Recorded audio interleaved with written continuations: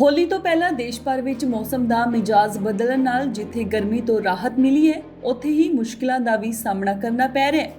ਉੱਤਰ ਤੋਂ ਲੈ ਕੇ ਮੱਧ ਭਾਰਤ ਤੱਕ ਹਰ ਪਾਸੇ ਬਰਸਾਤ ਦਾ ਦੌਰ ਸ਼ੁਰੂ ਹੋਣ ਵਾਲਾ ਹੈ। ਜੇਕਰ ਪੰਜਾਬ ਦੀ ਗੱਲ ਕੀਤੀ ਜਾਵੇ ਤਾਂ ਪੰਜਾਬ ਵਿੱਚ ਬੇਮੌਸਮੀ ਬਰਸਾਤ ਨੇ ਕਿਸਾਨਾਂ ਦੇ ਮੱਥੇ ਤੇ ਚਿੰਤਾ ਦੀਆਂ ਲਕੀਰਾਂ ਨੂੰ ਵਧਾ ਦਿੱਤਾ ਹੈ।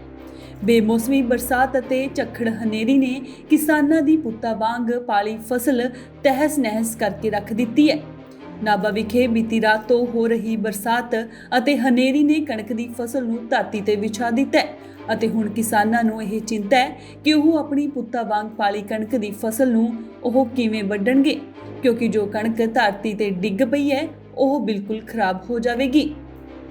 ਇੱਕ ਪਾਸੇ ਪੰਜਾਬ ਦਾ ਕਿਸਾਨ ਦਿੱਲੀ ਦੀਆਂ ਬਰੂਹਾਂ ਤੇ ਖੇਤੀ ਕਾਨੂੰਨਾਂ ਨੂੰ ਰੱਦ ਕਰਵਾਉਣ ਲਈ ਪਿਛਲੇ ਲੰਮੇ ਸਮੇਂ ਤੋਂ ਧਰਨੇ ਤੇ ਬੈਠਾ ਹੈ। ਉੱਥੇ ਦੂਜੇ ਪਾਸੇ ਕੁਦਰਤ ਦੀ ਕਰੋਪੀ ਨੇ ਕਿਸਾਨਾਂ ਦੇ ਸਾਹ ਸੁਕਾ ਦਿੱਤੇ ਨੇ, ਕਿਉਂਕਿ ਕਿਸਾਨਾਂ ਨੂੰ ਉਮੀਦ ਸੀ ਕਿ ਇਸ ਵਾਰ ਉਹਨਾਂ ਦੀ ਫਸਲ ਵਿੱਚੋਂ ਬਹੁਤ ਵਧੀਆ ਝਾੜ ਮਿਲੇਗਾ। ਪਰ ਮੌਸਮ ਵਿਭਾਗ ਵੱਲੋਂ 23 ਤਰੀਕ ਤੋਂ ਲੈ ਕੇ 29 ਤਰੀਕ ਤੱਕ ਬਰਸਾਤ ਦੀ ਭਵਿੱਖਬਾਣੀ ਨੇ ਉਹਨਾਂ ਦੀਆਂ ਸੱਧਰਾਂ ਤੇ ਪਾਣੀ ਫੇਰ ਦਿੱਤਾ ਹੈ। ਨਾਭਾ ਵਿਖੇ ਤੇਜ਼ ਹਨੇਰੀ ਅਤੇ ਬਰਸਾਤ ਦੇ ਕਾਰਨ ਕਿਸਾਨ ਚਿੰਤਤ ਨੇ ਤਾਂ ਹੁਣ ਉਹ ਫਰਿਆਦ ਕਰਨ ਤਾਂ ਕਿਸ ਨੂੰ ਕਰਨ, ਕਿਉਂਕਿ ਖੇਤਾਂ ਵਿੱਚ ਉਹਨਾਂ ਦੀ ਫਸਲ 50% ਤੋਂ ਉੱਪਰ ਖਰਾਬ ਹੋ ਚੁੱਕੀ ਹੈ, ਕਿਉਂਕਿ ਹੁਣ ਉਹਨਾਂ ਦੀ ਫਸਲ ਪੱਕਣ ਦੇ ਕਿਨਾਰੇ ਸੀ। ਅਖੀਰਲੇ ਸਮੇਂ ਵਿੱਚ ਬਰਸਾਤ ਅਤੇ ਹਨੇਰੀ ਝੱਖੜ ਦੇ ਨਾਲ ਫਸਲ ਬਿਲਕੁਲ ਬਰਬਾਦ ਹੋਣ ਦੇ ਕਿਨਾਰੇ ਆ ਗਈ ਹੈ। ਕੀ ਨਾਮ ਹੈ ਜੀ ਆਪਣਾ? ਭੀਮ ਸਿੰਘ ਜੀ। ਭੀਮ ਸਿੰਘ ਜੀ, ਇਹ ਜਿਹੜੀ ਅੱਜ ਬਾਰਿਸ਼ ਹੋਈ ਆ ਤੇ ਤੇਜ਼ ਹਵਾ ਚੱਲੀ, ਇਹਦੇ ਨਾਲ ਜਿਹੜੀਆਂ ਫਸਲਾਂ ਨੇ ਹੁਣ ਪੱਕੀਆਂ ਫਸਲਾਂ ਦੀ ਕਣਕ ਦੀਆਂ, ਇਹਨਾਂ ਨੂੰ ਕਿੰਨਾ ਕੁ ਨੁਕਸਾਨ ਹੈ? 80% ਨੁਕਸਾਨ ਆ ਜੀ।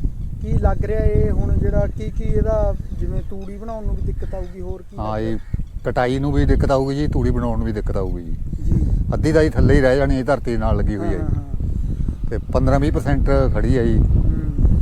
ਤੇ ਇਹਦਾ ਨੁਕਸਾਨ ਕਾਫੀ ਹੋਊਗਾ ਜੀ। ਦਰਖਤਾਂ ਦੇ ਟਾਹਣੇ ਟੂਣੇ ਵੀ ਤੋੜਦੇ ਜੀ, ਇਹ ਵੀ ਨੁਕਸਾਨ ਆ ਜੀ। ਠੀਕ ਹੈ। ਤੇ ਕੀ ਲੱਗ ਰਿਹਾ, ਇੱਕ ਤਾਂ ਸਰਕਾਰ ਕਿਸਾਨਾਂ ਦੇ ਬਾਤ ਪਈ ਵੀ ਆ, ਇੱਕ ਹੁਣ ਰੱਬ ਵੀ, ਕੀ ਲੱਗ ਰਿਹਾ ਤੁਹਾਨੂੰ? ਟਾਈਮ ਮਾੜਾ ਹੀ ਚੱਲ ਰਿਹਾ? ਟਾਈਮ ਤਾਂ ਮਾੜਾ ਹੈ ਜੀ, ਹੁਣ ਇਹ ਤਾਂ ਕਿਸਮਤ ਦੇ ਵੱਸ ਆ ਜੀ। ਇਹ ਤਾਂ ਉੱਪਰ ਵਾਲੇ ਦੇ ਵੱਸ ਆ ਜੀ। ਜੇ ਹੋਰ ਨਾ ਮੀਂਹ ਬਾਰਿਸ਼ ਪਈ ਜੀ, ਹਵਾ ਨਾ ਚੱਲੀ, ਫਿਰ ਤਾਂ ਠੀਕ ਹੈ, ਜਿਹੜੀਆਂ ਖੜੀਆਂ ਨੇ ਜੀ। ਜੇ ਹੋਰ ਹਵਾ ਚੱਲ ਗਈ ਜੀ, ਬਾਰਿਸ਼ ਹੋ ਗਈ, ਫਿਰ ਇਹ ਵੀ ਗਿਰ ਜਾਣਗੀਆਂ ਜੀ। ਫਿਰ ਤਾਂ ਕਿਸਾਨ ਦੇ ਪੱਲੇ ਕੁਝ ਨਹੀਂ ਜੀ। ਲਗਾਤਾਰ ਰਾਤ ਦੀ ਬਾਰਿਸ਼ ਹੋ ਰਹੀ ਆ, ਜਿਹੜੀ ਕਣਕ ਦੀ ਫਸਲ ਆ ਕਿੰਨਾ ਕੁ ਪ੍ਰਭਾਵਿਤ ਹੋ ਰਹੀ ਹੈ? ਦੇਖੋ ਜੀ, ਇੱਕ ਤਾਂ ਦਿੱਲੀ ਅਸੀਂ ਸੰਘਰਸ਼ ਲੜ ਰਹੇ ਹਾਂ ਕਿਸਾਨ, ਇੱਕ ਪ੍ਰਮਾਤਮਾ ਨੇ ਬਹੁਤ ਕਰੋਪੀ ਦਿਖਾਤੀ ਵੀ ਕਣਕ ਡਿੱਗ ਕੇ ਜੀ ਬਰਬਾਦ ਹੋ ਗਈ। ਹੁਣ ਇਹ ਤੋਂ ਘੱਟੋ ਘੱਟ ਜੀ 50% ਨੁਕਸਾਨ ਹੋ ਗਿਆ ਜ਼ਿਮੀਂਦਾਰ ਦਾ।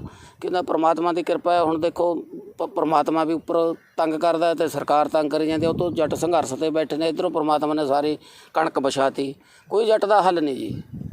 ਕਿੰਨਾ ਕੁ ਟਾਈਮ ਹੋ ਗਿਆ ਬਾਰਿਸ਼ ਪੈਂਦੀ? ਬਾਰਿਸ਼ ਜੀ ਰਾਤ ਸ਼ੁਰੂ ਹੋਈ ਤੇ 10-11 ਵਜੇ ਬਾਰਿਸ਼ ਪੈ ਗਈ ਜੀ। ਹਜੇ ਫੇਰ ਉੱਪਰ ਖੜਾ ਹੈ, ਫੇਰ ਪੈ ਰਿਹਾ ਜੀ। ਕੋਈ ਪਤਾ ਨਹੀਂ, ਇਹ ਤੋਂ ਵੱਧ ਵੀ ਨੁਕਸਾਨ ਹੋ ਜੇ, ਗੜੇਮਾਰੀ ਹੋ ਜੇ, ਕੋਈ ਹੋਰ ਹੋ ਜੇ।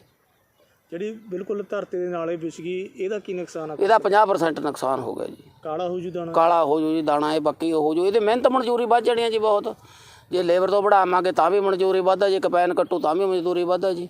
ਬਾਕੀ ਸਾਰਾ ਤੂੜੀ ਤੱਲਾ ਹੋਰ, ਇਹਦਾ ਸਾਰਾ ਨੁਕਸਾਨ ਹੈ ਜੀ। ਇਹਦਾ ਸਾਨੂੰ ਕੋਈ ਇਹ 'ਚੋਂ ਕੋਈ ਉਹ ਨਹੀਂ ਹੈਗਾ।